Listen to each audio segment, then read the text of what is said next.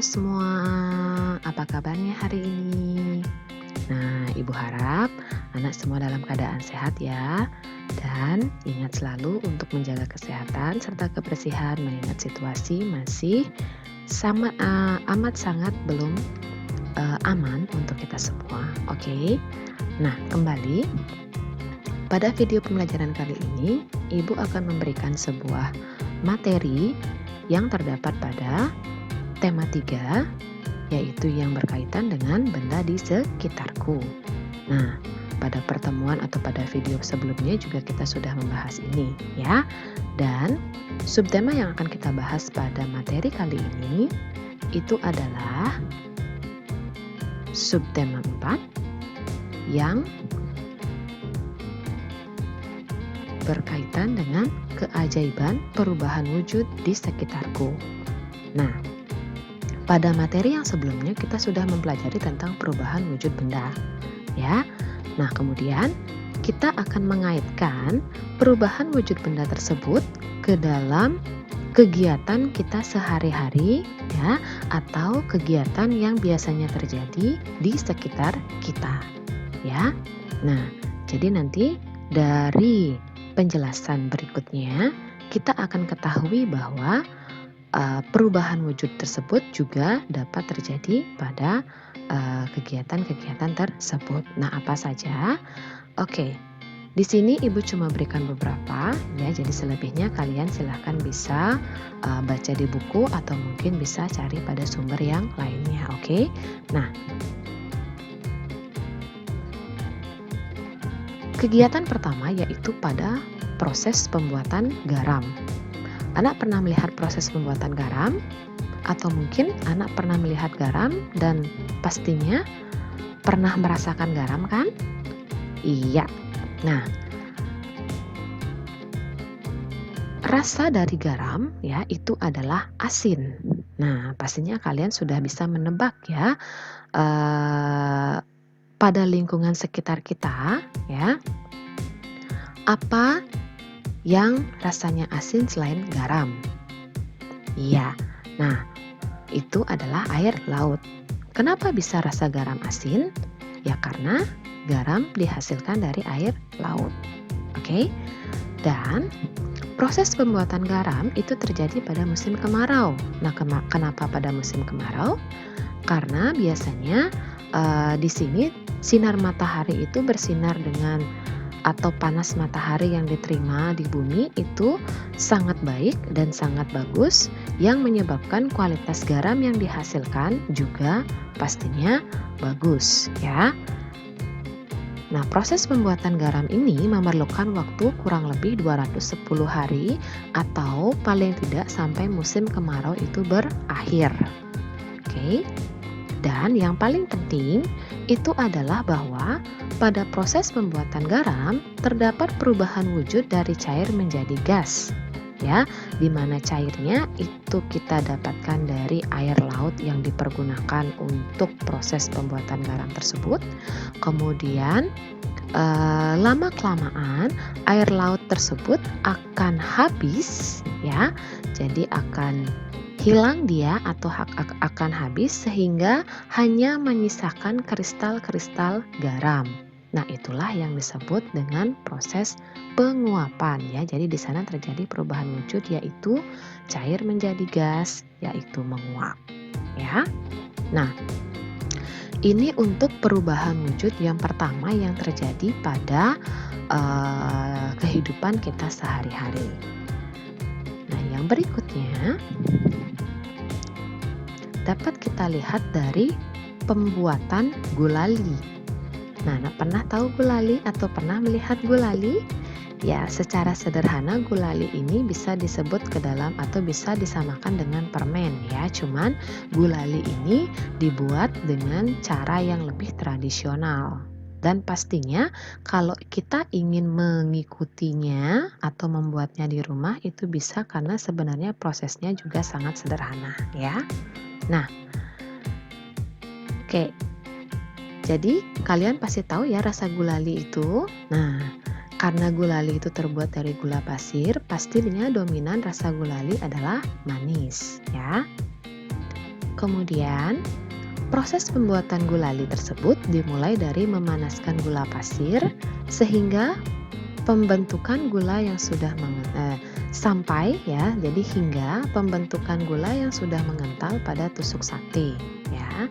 Jadi nanti gula pasir sebagai bahan pembuatan gulali akan dipanaskan terlebih dahulu ya di atas kompor pastinya, hingga gula pasirnya itu menjadi cair dan juga sedikit berubah warna menjadi kecoklatan.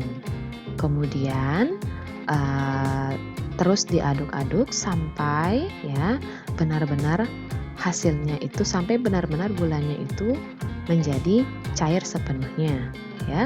Kemudian didinginkan sebentar dan sampai mengental sedikit, dan itulah saatnya gula yang sudah mengental itu akan dibentuk ya pada tusuk sate. Nah,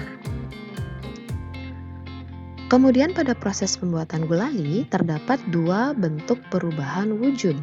Nah, yaitu yang pertama adalah mencair, di mana proses dari mencair ini bisa dilihat pada saat proses pemanasan gula. Ya, seperti yang tadi sudah Bu Guru jelaskan ya, bahwa gula yang tadinya padat itu dipanaskan sehingga dia membentuk sebuah atau dia menjadi cair ya, atau menjadi sedikit kental. Kemudian proses yang kedua, jadi perubahan wujud yang kedua itu adalah membeku, yang terlihat pada proses pembentukan gula. Jadi gula yang telah selesai dipanaskan kemudian sedikit mengental ketika dinginkan ya, itu bisa dibentuk ya menjadi sebuah kreasi yang kita inginkan, dan lama-kelamaan hasil bentukan dari gula tersebut akan mengeras ya, sehingga baru kita bisa bungkus atau bisa kita makan. Nah, itulah yang disebut dengan proses perubahan wujud membekunya ya. Oke. Sejauh ini paham kan? Iya. Kita lanjut ke yang berikutnya, yaitu pada proses terjadinya hujan. Nah, sekarang ini kan sudah sering kali kita mendapati hujan turun ya. Nah, kira-kira anak tahu sih kenapa kok bisa terjadi hujan? Nah, hujan itu terjadi karena adanya proses penguapan air yang ada di permukaan bumi. Oke, jadi ini adalah awal mula dari proses terjadinya hujan tersebut. Kemudian, hasil dari proses penguapan ini adalah uap air yang berubah menjadi awan. Ya, jadi air yang ada di seluruh permukaan bumi karena terkena panas matahari, ya, itu akan menguap dan menghasilkan uap air yang kemudian berubah menjadi awan. Jadi awan yang sering kita lihat di langit yang berwarna putih seperti kapas itu merupakan hasil dari proses penguapan, ya. Dan seperti yang tadi dikatakan bahwa proses penguapan ini terjadi karena adanya atau karena bumi itu terkena panas matahari. Nah, kemudian setelah uap air ya berubah menjadi awan atau setelah proses penguapan tersebut terjadi, proses berikutnya adalah pengembunan, di mana uap air yang terbentuk itu akan berubah menjadi titik-titik air, ya. Nah, kemudian jatuhnya titik-titik air tersebut kembali ke bumi, itulah yang kita kenal dengan hujan. Oke? Jadi, proses terjadinya hujan itu dimulai dari proses penguapan air karena terkena panas matahari. Kemudian dari proses ini menghasilkan uap air yang berubah menjadi awan. Kemudian awan tersebut akan mengalami proses pengembunan, di mana uap air yang ada di dalamnya itu akan berubah menjadi titik-titik air, dan jatuhnya titik-titik air tersebut kembali ke bumi, itulah yang kita sebut dengan hujan. Nah, itulah proses singkat terjadinya hujan. Oke? Nah, kemudian pada proses terjadinya hujan ini terdapat juga dua perubahan wujud, yaitu yang pertama adalah proses penguapan, ya. Nah, proses penguapan ini terlihat ketika air di permukaan bumi menguap karena terkena panas matahari, ya. Dan dia itu berubah menjadi uap air atau awan, ya. Jadi dari cair kemudian dia menjadi gas, oke. Perlu kalian garis bawahi bahwa awan itu merupakan salah satu contoh dari benda gas, oke. Kemudian proses perubahan wujud yang kedua itu adalah pengembunan, yaitu terjadi saat uap air berubah menjadi titik-titik air. Nah, itulah beberapa bentuk perubahan wujud yang terjadi dalam kehidupan kita sehari-hari, ya. Untuk lebih jelasnya nanti kalian bisa amati sehingga kalian bisa lebih paham tentang proses yang terjadi di dalamnya, oke? Nah, berikutnya kita akan membahas tentang satuan waktu. Nah, masih ingat nggak anak dengan satuan waktu? Oke, jadi satuan waktu yang kita pelajari pada kelas 3 ini yaitu ada 3. Yang pertama itu adalah detik, yang kedua menit, dan yang ketiga itu jam. Ya, jadi ketiganya ini detik, menit, dan jam merupakan contoh dari satuan waktu. Ya, nah kemudian setelah kita mengenal jenis-jenis dari satuan waktu yang akan kita pergunakan, ya, atau yang akan kita pelajari, kita juga akan melihat perbandingan dari satuan waktu tersebut. Ya, bagaimana sih perbandingannya? Nah, yang pertama itu adalah 1 jam sama dengan 60 menit. Yang kedua, 1 menit sama dengan 60 detik. Dan yang ketiga, 1 jam sama dengan 3.600 detik. Nah, ini harus kalian ingat terus, ya, karena ini adalah dasar, ya, kalian nanti ketika kalian menyelesaikan soal yang berkaitan dengan satuan waktu, ya. Nah, berikutnya kita akan pelajari juga tentang penyelesaian masalah yang berkaitan dengan satuan waktu. Ya, misalnya ketika kita akan mengubah jam menjadi menit, ya, atau di sini Bu Guru punya soal 4 jam sama dengan berapa menit.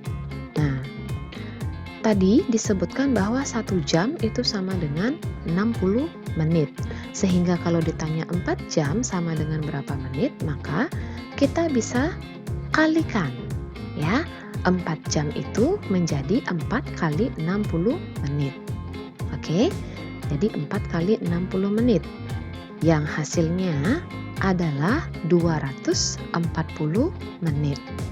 Oke, sehingga 4 jam itu bisa disamakan dengan 240 menit. Nah, caranya adalah seperti yang tadi.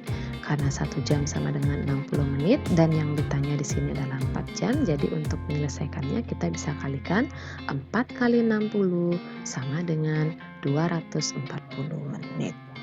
Paham kan? Oke. Kemudian, ya, permasalahan berikutnya itu juga bisa terlihat ketika kita mengubah satuan jam dan menit menjadi menit secara keseluruhan. Misalnya di sini Bu Guru punya sebuah permasalahan 3 jam 5 menit sama dengan berapa menit? Nah, cara penyelesaiannya itu adalah kita bisa ubah terlebih dahulu, ya, satuan yang tidak sama ini, jamnya ini menjadi menit. Nah, jadi kita di sini bisa menulis 3 kali 60 menit. Oke, jadi karena yang ditanya 3 jam, kemudian 1 jam itu sama dengan 60 menit, jadi kita kalikan 3 kali 60, ya, menit tambah 5 menit. Nah, 5 menit ini kita dapat dari mana? Oke, pastinya kita dapat dari soal ini, ya. Nah, kemudian 3 kali 60 itu sama dengan 180 menit, kemudian tetap kita tambah dengan 5 menit. Oke, nah karena satuannya sudah sama, yaitu menit dan menit, sehingga angkanya atau bilangannya baru bisa kita jumlahkan. 180 tambah 5 sama dengan 185 menit. Oke, paham kan? Nah, kemudian permasalahan berikutnya yang muncul itu bisa juga seperti ini, di mana anak diminta mengubah ya satuan dari menit menjadi jam atau terkadang ditambah sisanya berapa menit. Nah, cara untuk menyelesaikan soal ini itu adalah oke. Pertama kita pecah dulu 75 menit ini menjadi 60 menit ditambah 15 menit. Nah, kenapa 60 menit ditambah dengan 15 menit bukan menit-menit yang lainnya? Ingat kembali ya, bahwa patokan yang kita miliki itu adalah 1 jam sama dengan 60 menit. Ya, jadi total menit yang kita punya maksimal itu adalah 60 menit. Oke, jadi kita tuliskan 60 menit dulu. Kemudian 15 menit ini merupakan kelebihan ya dari 60 menit yang kita punya. Oke, sehingga kita bisa buat bentuk seperti ini. 60 menit ditambah dengan 15 menit. Kemudian 60 menit itu seperti yang kita tahu sama dengan 1 jam. Ya. 60 menit itu sama dengan 1 jam. Oke, kemudian 15 menitnya ini kita tetapkan karena memang kita tidak punya aturan waktu yang sama dengan 15 menit. Oke, walaupun ada, cuman kita tidak pergunakan itu di sini. Kita tidak pelajari atau belum pelajari ya.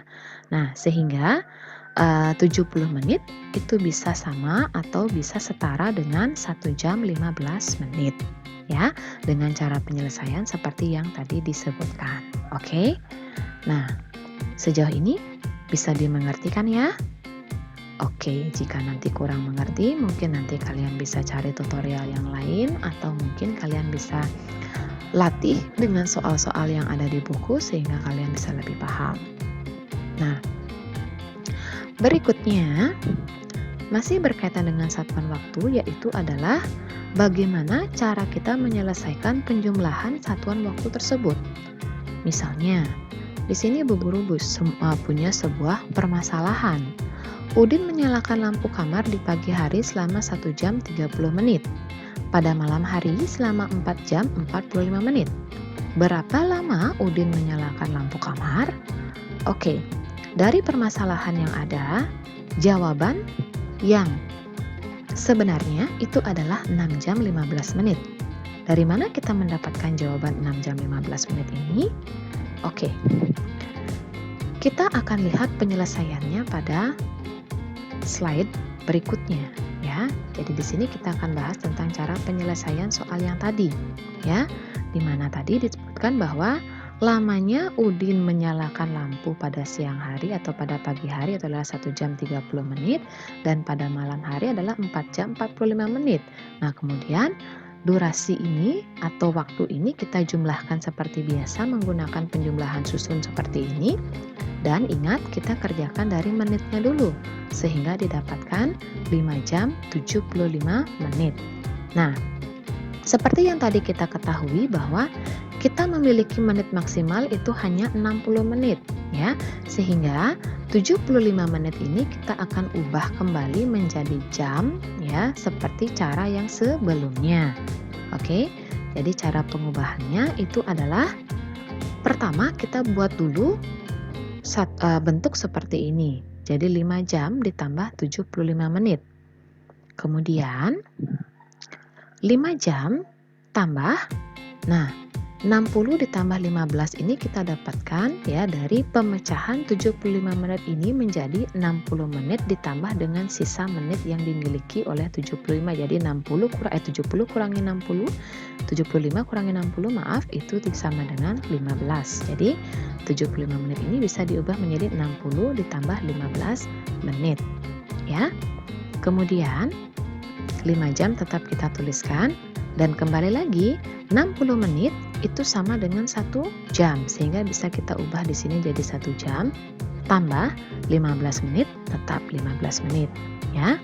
Nah, kemudian karena ini satuannya sama jadi ini kita bisa jumlahkan 5 jam tambah 1 jam itu sama dengan 6 jam plus 15 menitnya kita tulis tetap 15 menit ya. Jadi tadi sudah terjawab ya jawaban yang tadi bahwa Udin menghidupkan lampu kamar selama 6 jam 15 menit dengan cara penyelesaian seperti yang tadi sudah Bu Guru jelaskan ya.